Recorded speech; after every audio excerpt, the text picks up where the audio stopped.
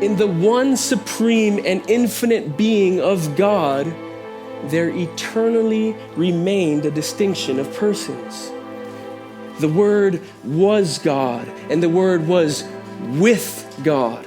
He was in the beginning with God.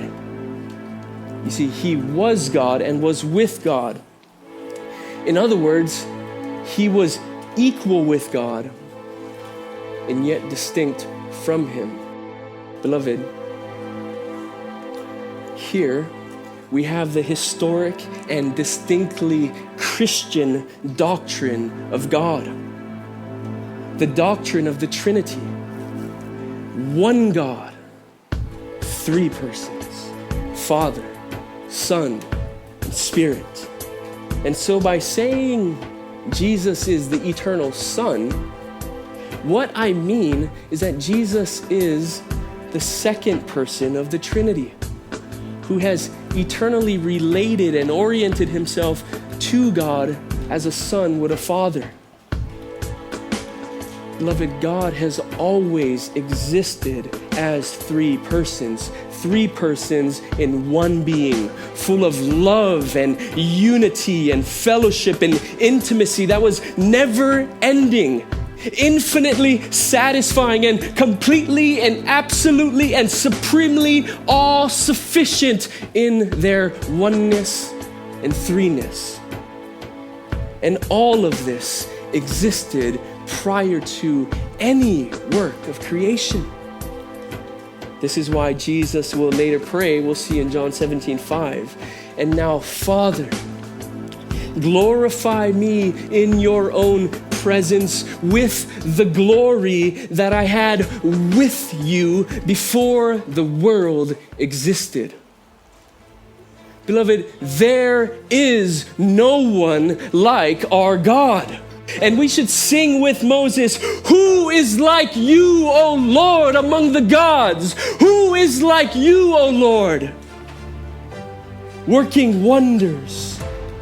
Who is like you, majestic in holiness, awesome in glorious deeds?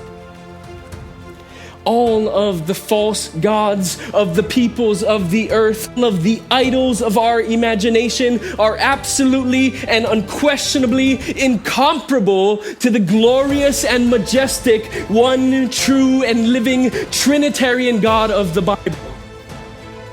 I recently heard one theologian say that most Christians treat the doctrine of the Trinity like a shameful wart on the knowledge of God, that if we could just snip it off,